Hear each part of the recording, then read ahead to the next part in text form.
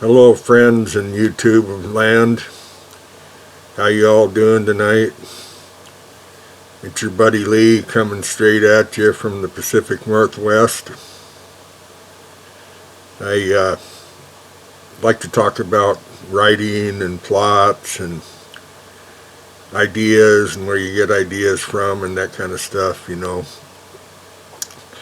And a lot of people always talk about, well, I write because I write, and that's what a writer does. And I'm not particularly interested in the money angle of it so much as I just want to satisfy my urge to write and tell stories. You can't judge success by how much money you get paid. I think you've probably heard people say that. You may have even said it yourself. You may have convinced yourself that you write just for the pleasure of writing, or you write because you want to be remembered, or whatever your reason is. But if you're like me, every once in a while you like to sit back and think about what would it be like if I actually had a bestseller? What would it be like if I did get a huge check for writing a book? Recently in the news there was a guy that sold his book for $2 million. $2 million. And then because somebody suggested that AI might have actually wrote the book and not him, they took the $2 million back. And of course the guy was upset. Who wouldn't be, after you had the check almost in your hand and then it got yanked away at the last minute because somebody said that AI might have helped you correct some of your spelling or whatever the situation was. Well, if you're a dreamer and like to dream up stories, and I do, one of my favorite dreams is dreaming of hitting the jackpot. You know, I dream not frequently because I try to stay based in reality, but every once in a while I dream about what if that guy in the story was me. What if I got an email that led to a phone call that led to a personal meeting where somebody actually drove out to my house to see me in person, and then they sat down with a contract and they actually offered me $2 million. What would you do? What would you do if somebody sent you an email, made a phone call, told you it was for real, they would give you $2 million for your story, and then asked your permission to come out to your place and see you in person? Tell me you'd send them away, would you? Yeah, I knew you wouldn't, and neither would I. If you got $2 million for your book, somebody took out the taxes that were due and any kind of fees and commissions or anything like that, and they handed you a check for $1 million. Would that be enough money to change your life? Can you imagine the thrill of it not being a dream, but it being real? To hold that $2 million, or even, like I say, the $1 million check after taxes, with maybe even a guarantee that they would buy your next book for $2 million too. Man, what would you do? You could spend the rest of your days just traveling, really. Fly here, fly there, go overseas, tour Europe, go on the train rides on all kinds of different trains all over the world. You know, I'm 72 years old, and if it happened for me and $1,000,000 dropped into my lap, I'd be taking trains and going on tours and going to parks. I'd be going everywhere across the United States and see everything. I'd want to go to New York and stay in a hotel for a while. Go up to Maine and stay up there for a month. Go down to Florida, Miami, check it out, sit on the beach. I'd want to go down to Mexico, go on that new train that they have that goes through the Yucatan Peninsula, stops at the ruins so you can see the Mayan ruins and all that.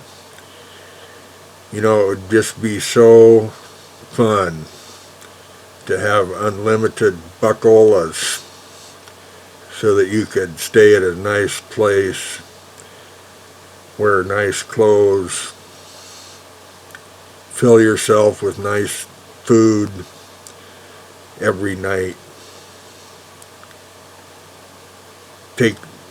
For example, if you had a significant other, a husband or a wife, the two of you with $1,000,000 in cash could sure have a lot of fun together. You'd go out and see things that would be beyond any kind of things that a regular job would probably furnish for you. You know, most of us are working class slobs that we'd be lucky if we made 50 grand a year, you know, really, especially after taxes.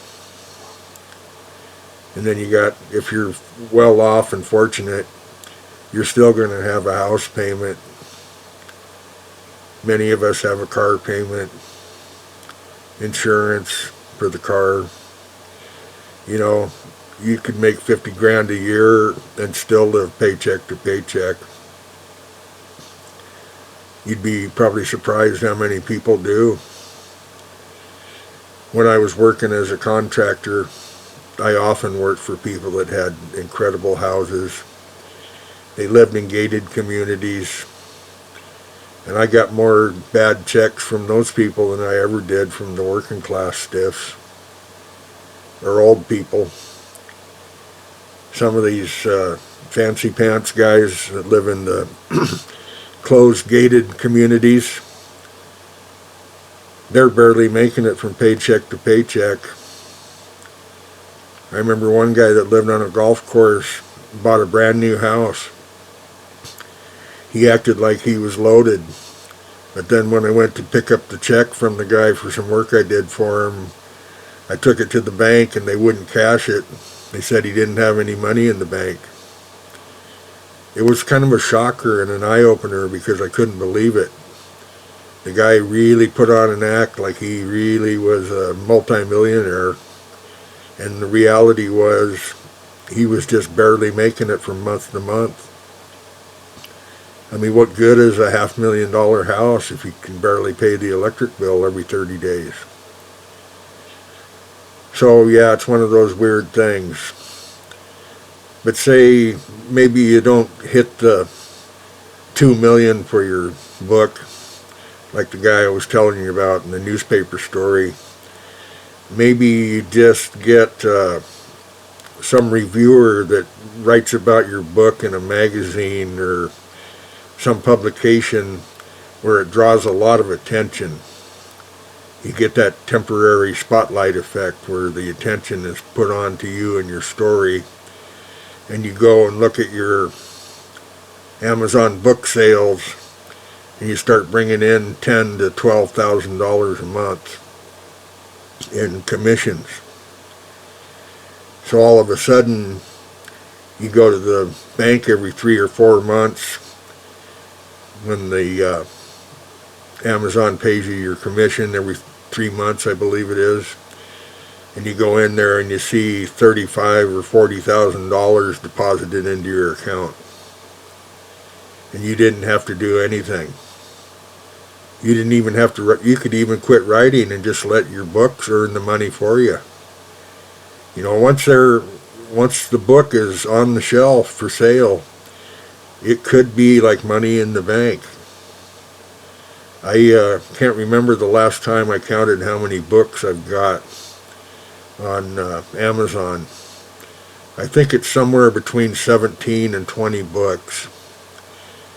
And I tried to make sure that all of them was viable, that it could be a potential seller. And it is true that some of my books are better than others, and I have 5 or 6 books that are what I consider to be my flagship books.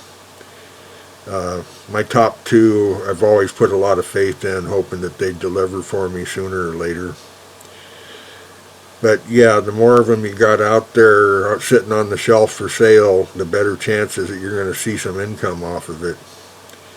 If you're just going to go on to Kindle and publish one book and sell one book on Amazon, you're going to have a rough time.